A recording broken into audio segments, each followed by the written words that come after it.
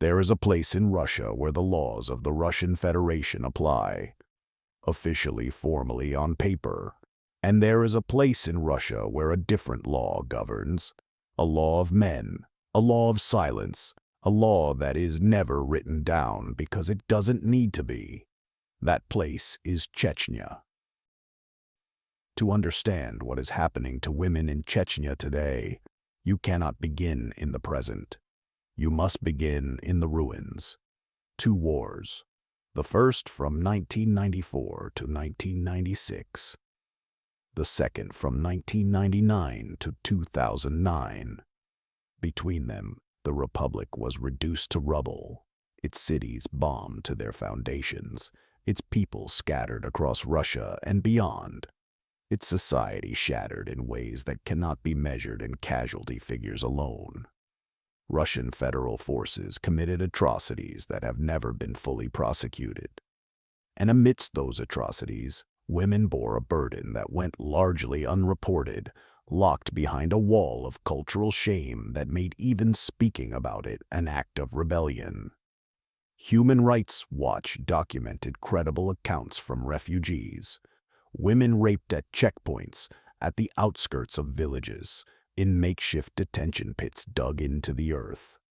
One witness described what happened to her neighbor, a 23-year-old woman, 5 or 6 months pregnant, taken by Russian soldiers in December 1999 in the town of Shali. She was later found dead. Another case from the village of Alkan Yurt. 2 women, one married, one 20 years old, and unmarried, both raped.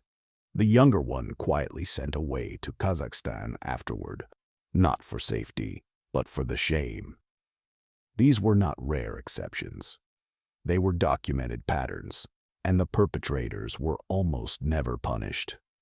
In Chechen culture, a woman who has been raped suffers twice, once at the hands of her attacker, and again in the eyes of her community.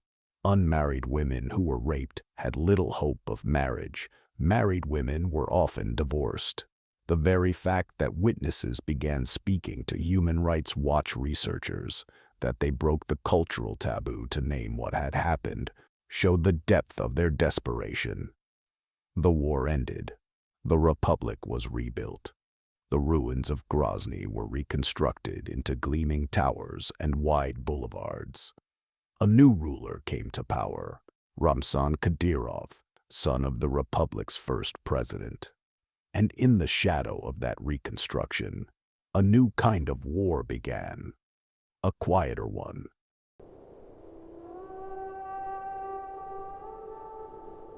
Beginning around 2006, Ramzan Kadyrov launched what he called a virtue campaign for the women of his republic. It started with something that sounded almost trivial. Kadyrov stated publicly that mobile phones had a negative impact on female morality. Within days, young women in Grozny reported having their phones forcibly taken by law enforcement officers in the street. Then came calls for women to cover their hair. Then came the dress codes, compulsory headscarves in public institutions, schools, government offices, hospitals. Then slowly, inexorably, the public streets themselves. There was no law passed, no parliamentary debate, no formal decree. The headscarf rule, like so many rules in Kadyrov's Chechnya, existed in the space between an order and a threat. And in a place where those who challenge orders disappear, that space is very small indeed. Women who appeared in public without a headscarf reported being subjected to paintball guns, shot at by police in moving vehicles, the colored pellets leaving welts on their skin and their clothes. A grotesque and humiliating reminder of where they stood. The broader message was unmistakable. A woman's body was not her own. It belonged to her family. And through her family, it belonged to the Republic. Kadyrov spoke often about the role of women, as mothers, as guardians of virtue, as the vessels of Chechen identity. He placed himself publicly as their protector, their shepherd, the man who would ensure that Chechen women lived with dignity according to tradition. But the women who spoke to Human Rights Watch described something very different. They described a system in which the definition of dignity was entirely controlled by men in power, and in which the consequences of deviating from that definition could be fatal. A survey conducted in 2014 on violations of women's rights in the North Caucasus found that 92.8% of women in Chechnya personally knew women who were regularly subjected to spousal abuse. In 87% of cases where women reported domestic violence to law enforcement, authorities refused to open criminal proceedings. The law in Chechnya does not protect women from their families. The law in Chechnya protects families from women who speak.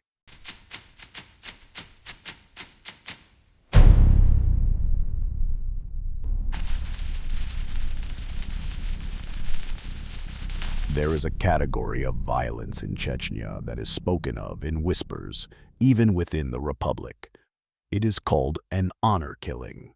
The murder of a woman by a male relative, a father, a brother, an uncle, for bringing what the family judges to be shame upon their name. There are no official statistics on honor killings in Chechnya. There are almost no prosecutions. A study by the Russia-based Crew Against Torture documented 58 cases of suspected honor killings over an 11-year period between 2009 and 2020, involving 73 victims. A separate study by the Stiftung Justice Initiative counted 9 documented instances in the North Caucasus between 2012 and 2017 alone. And researchers are clear. These are only the cases that surfaced. The true number is unknowable because the families control the information, the authorities rarely investigate, and the culture of silence is enforced through fear. In Chechnya, an honor killing is not treated as a murder. It is treated as a family matter.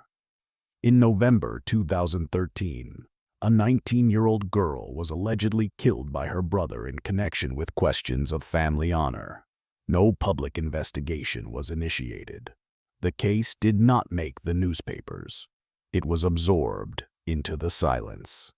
The Civic Assistance Committee, which maintained close contact with organizations working with vulnerable women in Chechnya, documented another case that illustrates the broader pattern. 2 divorced sisters and a female cousin had started a car wash business together to support their children. All 3 were shot and killed. Their bodies were hidden.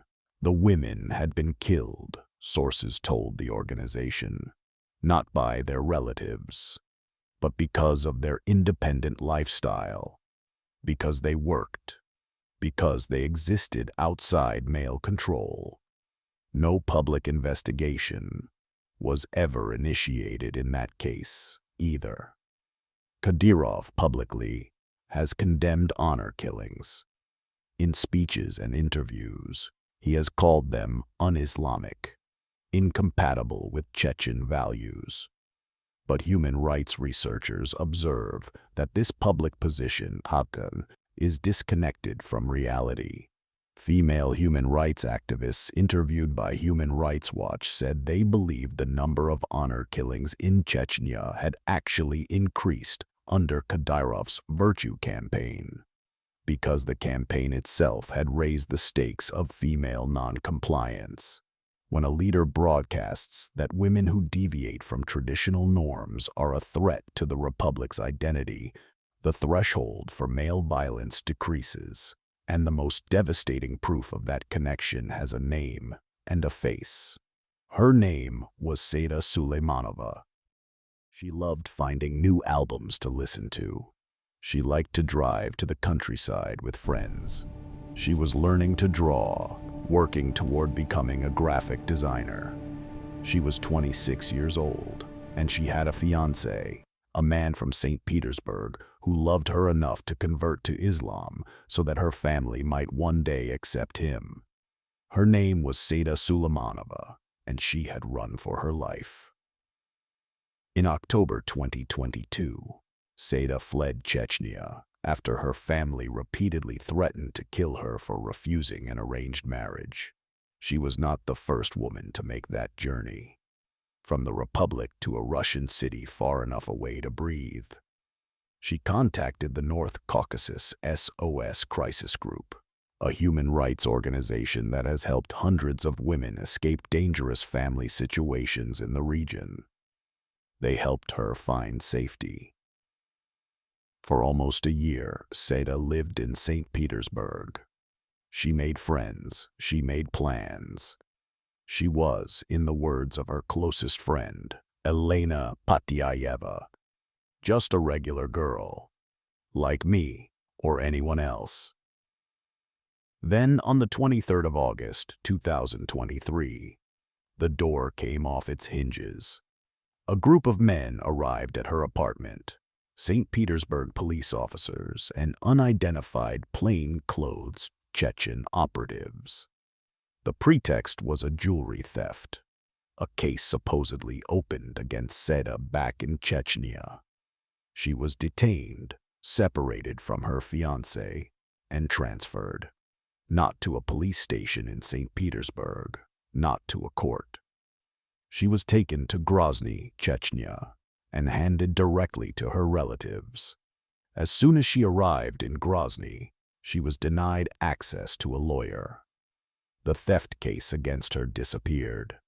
She was handed to her family, and then Seda was gone. 150 days passed, then 200. Her fiancé, Stanislav Kudryavtsev, heard nothing. Her friends heard nothing. Her human rights advocates heard nothing. The St. Petersburg prosecutor's office issued a statement. Suleimanova had voluntarily returned to Chechnya.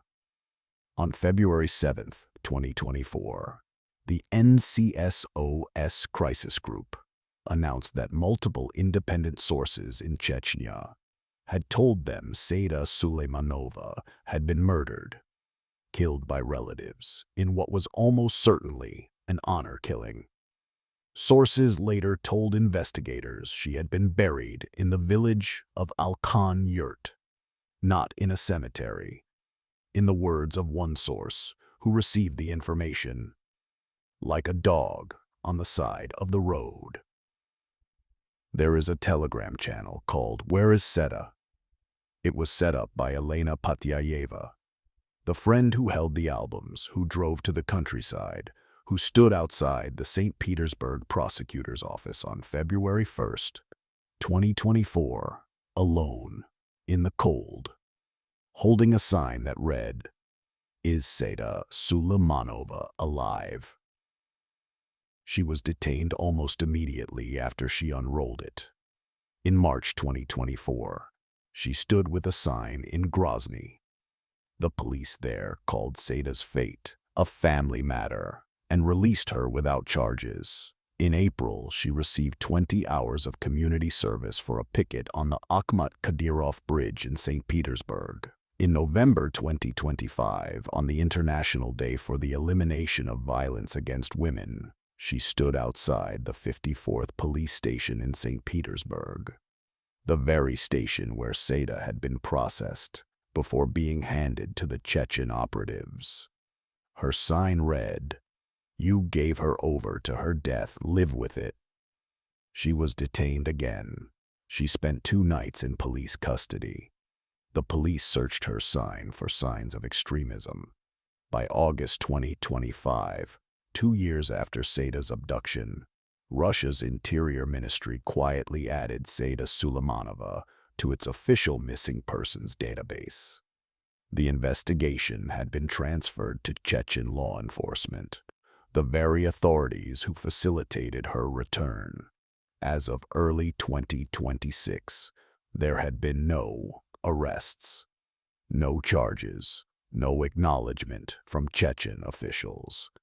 A criminal case had been opened, not for honor killing, but under the article on murder.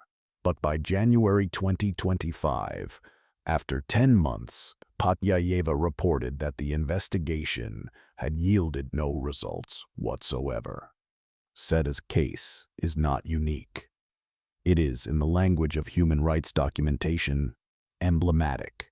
The mechanics of what happened to Seda Suleimanova follow a pattern so consistent it can only be described as systematic. A woman flees Chechnya. She reaches another Russian city: Moscow, St. Petersburg, Nizhny Novgorod, Sterlitamak. She contacts human rights organizations. She builds a life. And then, after weeks or months or years, the machinery moves. A criminal complaint is filed in Chechnya, usually theft, sometimes fraud. Russian police in other cities are obligated to honor Chechen requests. The woman is detained. She is transported. And once she crosses back into Chechnya, the Russian legal system, such as it is, ceases to function on her behalf. The cases accumulate. Elena Musaeva fled to Sterlitamak in western Russia after seeking refuge with human rights activists. She was kidnapped from there in July 2023. She later appeared in a video recorded in Chechnya asking human rights activists to stop searching for her. The standard apology video format that Chechen authorities use to signal that a woman has been subdued. The camera doesn't capture what happens before or after the recording. The pattern was seen again in January 2026 with Elena Milashina from neighboring Ingushetia. She had fled to Moscow and reported experiencing domestic violence, including sexual violence, at the hands of family members. Her family filed a theft complaint against her.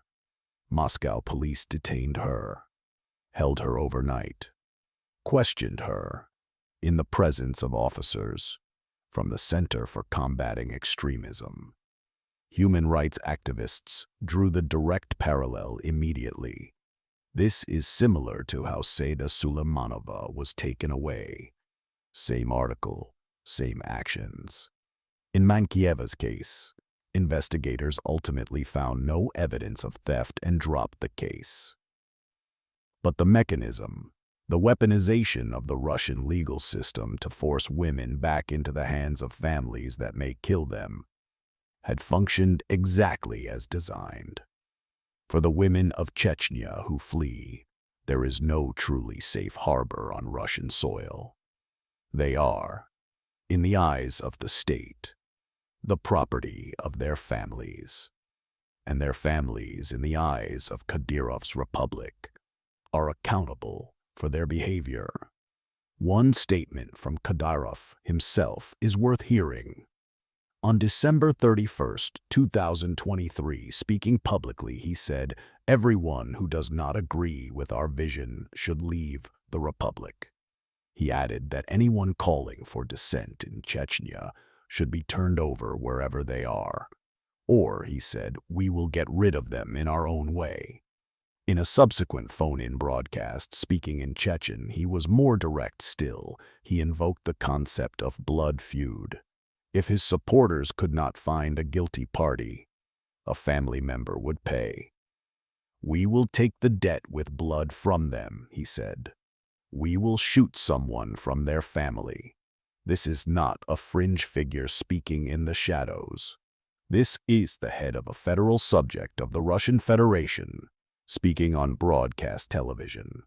In the hierarchy of Kadyrov's republic, loyalty is demanded, and any deviation from it by anyone connected to a perceived enemy is a liability. This logic has a name when applied to women: collective punishment. Zarema Musaeva was not an activist. She was not a journalist. She was a wife and a mother. the wife of Saidi Yangulbayev, a former federal judge who had fallen out with Kadyrov. The mother of 3 sons, Abubakar, Ibrahim, and Baysangur, who had become vocal critics of the Chechen leader, running opposition media channels that documented abductions, torture, and extrajudicial killings. Kadyrov had threatened the Yangulbayev family publicly. "Their place awaits them," he said, "in prison or in the ground." On January 20th, 2022, Chechen Interior Ministry officers arrived at Zarema Musaeva's apartment in Nizhny Novgorod, more than 1,300 kilometers from Chechnya. They took her by force. Officially, the pretext was testimony required in a criminal case. In practice, it was a message: criticize us, and we take your mother. Zarema, 56 years old and suffering from insulin-dependent diabetes, was brought to a pretrial detention center in Grozny, denied adequate legal defense, held as a witness, then charged with fraud, with assaulting a police officer. On July 4th, 2023, a Chechen court sentenced her to 5.5 years in a penal colony. On that same morning, the morning of her sentencing, journalist Elena Milashina and human rights lawyer Alexander Nemov were traveling by taxi from Grozny's airport to attend the hearing. 3 black cars intercepted them half a kilometer from the airport. Armed men in balaclavas dragged them from the vehicle. They were beaten with boots and sticks. Their electronic equipment was seized and destroyed. Nemov was stabbed in the leg. He suffered multiple fractures. He had difficulty speaking. Milashina's fingers were broken on both hands, deliberately, reportedly, while the attackers forced her to unlock her phone. She lost consciousness multiple times. Her head was shaved and covered in bright green antiseptic solution. In Chechen culture, forcibly shaving a woman's head is a specific form of public humiliation. While Milashina and Nemov lay in a Grozny hospital, unable to attend, Zarema Musaeva's trial concluded, without her lawyer present, and she was convicted. The attackers had told Milashina and Nemov something as they beat them. "You have been warned. Get out of here, and do not write anything." This was not the first time Milashina had been attacked in Chechnya. In 2020, she and lawyer Marina Dubrovina were beaten by unknown female assailants in the lobby of their hotel in Grozny. In February 2022, Kadyrov had publicly called her a terrorist on social media. "We have always eliminated terrorists and their accomplices." And she had been forced to flee Russia. She came back to write, to bear witness, and was beaten again. Zarema Musaeva's legal ordeal did not end with her first sentence. In November 2024, while approaching the end of her imprisonment, already weakened, diabetic, held in facilities that had worsened her health, new charges were filed against her.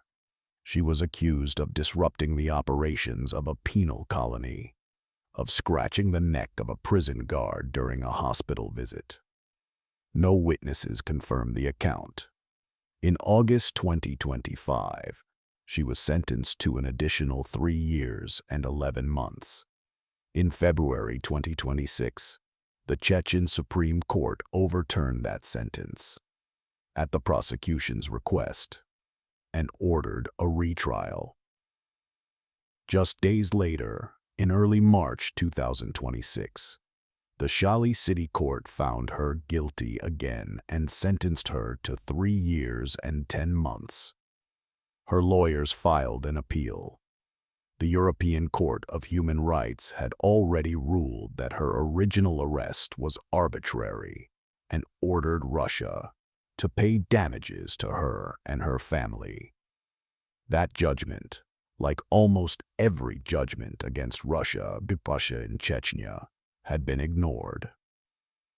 As of late March 2026, Zarema Musaeva remains imprisoned. She is 60 years old. She is diabetic. She is being held in a facility where she fears for her life. And her sons, who continue to speak from abroad, continue to be the reason. To understand the present, one must return to two names that stand at the foundation of this story: Anna Politkovskaya, Natalia Estemirova. Anna Politkovskaya was a journalist for Novaya Gazeta, the same publication that later employed Elena Milashina.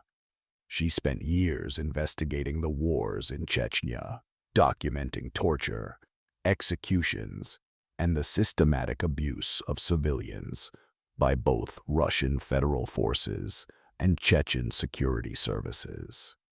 She received death threats routinely. She was poisoned on a flight to cover the Beslan school siege in 2004. She survived. On October 7, 2006, Vladimir Putin's birthday, she was shot 4 times in the elevator of her Moscow apartment building. She was 48 years old. Nobody in power has ever been convicted of ordering her murder. Natalia Estemirova was a Chechen human rights researcher working for Memorial, Russia's most prominent civil society organization. She worked in Grozny, in the Republic itself, documenting disappearances, torture, and executions. She collaborated with Human Rights Watch. She received threats. She continued working. On July 15, 2009, she was abducted from outside her home in Grozny. Her body was found the same day in a neighboring republic, shot in the head and chest. Kadyrov denied any connection to her murder. Investigators never credibly prosecuted anyone. Memorial itself, the organization Estemirova gave her life to, was forcibly liquidated by Russian courts in December 2021, declared a foreign agent, and shut down. The building that held decades of documentation on Chechnya's disappeared was sealed. Elena Milashina described herself as walking in the footsteps of these women, and she was beaten twice in their footsteps. She survived. Others before her did not. The violence that reaches the headlines, the beatings, the killings, the abductions, is only the surface of a broader architecture of control. In Chechnya, marriage and divorce operate under a parallel system, one that is not codified in Russian federal law but enforced through custom, through Kadyrov's moral authority, and through the tacit complicity of local institutions. Polygamy, illegal under Russian law, is openly practiced. Kadyrov himself is believed to have multiple wives, though this is not officially acknowledged. Reports of forced or unregistered marriages have been documented by the European Asylum Support Office in multiple country of origin assessments. When marriages end, women lose almost everything. Under Chechen custom, adat, children are considered to belong to the father's family. Women who divorce typically lose custody of their children. They are returned to their own birth families, often in a state of social disgrace. Human rights organizations have documented cases where women refused to seek divorce, not because they wanted to stay in abusive marriages, but because they knew they would never see their children again if they left. The Civic Assistance Committee documented the story of divorced sisters who tried to build independent lives and were killed for it, not by their own relatives, but by others, killed, because independent women in the social order of Kadyrov's Chechnya are a provocation. Women who attempt to escape across the Russian administrative border enter a kind of legal limbo. Russia has no effective domestic violence law protecting them specifically from Chechen family pursuit. The mechanisms that should help them, police, prosecutors, are often used against them. A 2023 BBC documentary titled "When I Ran Away" gathered testimony from young women who had escaped the North Caucasus and were living in hiding in various Russian cities. Their accounts described not just the violence they had fled, but the constant fear that it would find them, that a phone call would come, that a door would open. The question, "Where are you?" is not an expression of love in Chechnya. It is a threat in the shape of a question. In a republic where silence is enforced, every act of bearing witness is an act of courage. The organizations working to protect women in the North Caucasus operate in conditions of extreme risk. The NCSOS Crisis Group, which helped Seda Suleimanova escape and continues to document cases, has been designated a foreign agent by the Russian Ministry of Justice, a label that restricts their operations, criminalizes their funding, and makes every person associated with them a potential target. Crew Against Torture, which has documented torture cases and supported Zarema Musaeva's legal defense, is also designated. In 2025, Amnesty International, Human Rights Watch, the Norwegian Helsinki Committee, and Reporters Without Borders were all banned as undesirable organizations in Russia, making any contact with them formally illegal for Russian citizens. Elena Milashina, who has held solo pickets and public protests demanding answers for her friend Seda, has been detained multiple times. Her posters have been analyzed for signs of extremism. She has received community service. She has been threatened with criminal charges. She continues. A journalist named Ekaterina Neroznikova, a member of the Maram Human Rights Group, spoke to RFE/RL about Seda's case in April 2024.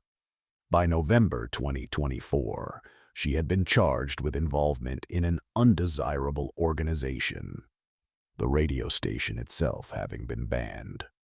For that single interview, the act of speaking about what happened to Seda Suleimanova has become, in Russia, a potential crime. There are women who escaped and who live in other countries. Their testimonies are gathered in fragments, published in documents with redacted names, described in reports that take years to reach public attention. They are not celebrities. They are not known. They did not choose to become symbols of anything. They chose to live. In February 2026, Russia's World Report by Human Rights Watch noted that the number of political prisoners in the country had risen to 1,217, 108 of them women. Human Rights Watch itself was banned as undesirable in Russia in November 2025, meaning this report may be among the last issued without legal risk to Russian staff. In Chechnya specifically, the pattern continues unchanged.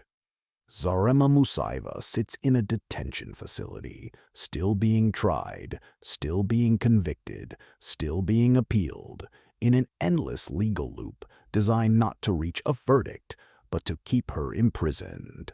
Her lawyers call the process a violation of her right to defense. The court ignores them. Her health deteriorates. The investigation into Seda Suleimanova's disappearance was handed to Chechen law enforcement. the same force that participated in her abduction. After 4,000 public appeals to the Russian Investigative Committee, the chairman forwarded a few to Chechnya and ignored the rest. The case remains open, technically. Functionally, it has been buried. A new Chechen regiment is being raised for deployment in Ukraine. Kadyrov announced in late 2024 that 84,000 more should be volunteered, offering troublemakers the opportunity to prove themselves. The machinery of coercive mobilization grinds forward. The domestic violence support organizations that existed, however limited, are closing. Russia's Nasiliu.net and others have been weakened or shuttered under foreign agent legislation. Women who might once have had a helpline to call are finding those lines disconnected. And through all of it, the official position of the Chechen Republic remains what it has always been under Kadyrov. Chechnya is a republic of faith and tradition. The women of Chechnya are respected, protected, cherished. Tell that to Elena Milashina, standing outside a police station in the November cold, holding a sign that the authorities want to charge as extremist. Tell that to the family of Seda Suleimanova, who has a fiancé who converted to Islam for her, and a friend who will not stop asking where she is, and a grave, if the sources are correct, unmarked, at the side of a road. Tell that to Zarema Musaeva, who is 60 years old and diabetic, and has been imprisoned for the crime of being someone's mother. Tell that to the unnamed sisters who built a car wash and were killed for the act of building something. Tell that to the women in hiding in St. Petersburg and Moscow and Tbilisi and Berlin, watching their phones, watching the doors. There have been moments of accountability, incomplete, insufficient, but real. The European Court of Human Rights has issued rulings against Russia in Chechen cases, including a specific ruling on Zarema Musaeva's arbitrary detention, ordering damages be paid. Russia has not complied, and Russia was expelled from the Council of Europe in March 2022, following its invasion of Ukraine, removing the mechanism entirely. The European Parliament passed a resolution in 2023 specifically calling for Musaeva's release, condemning the attack on Milashina and Nemov, and demanding accountability for the political persecution of civil society in Chechnya. In the United States, both Kadyrov and close associates have been placed on sanctions lists for serious human rights violations. Those sanctions restrict their financial activity and travel in the Western world. Kadyrov's response from Grozny has been consistent: contempt. The International Criminal Court, which has issued warrants for Vladimir Putin himself over crimes in Ukraine, has no mechanism currently engaged on the specific question of Chechnya. The gap between documentation and justice is vast. It is filled with impunity. It is filled with the bodies of women whose names we will never know, in graves we cannot visit, for crimes that were never prosecuted, in a republic that tells the world it doesn't have a problem. Documentary journalism cannot save the living. It can only bear witness to what has happened, and, in bearing witness, make silence harder. There is a woman named Seda. She wanted to become a graphic designer. She had a best friend who drives to the countryside in summer to listen to music. There is a woman named Zarema. She is a mother. She did nothing except love her sons. There is a journalist named Elena. She followed two women who died writing. She has been beaten twice and still writes. There is a woman named Natalia, whose name is on no grave marker in Grozny, because she was killed and justice was never done. There is a woman named Anna, shot in an elevator. Her birthday was chosen as the date. There are women who run car washes.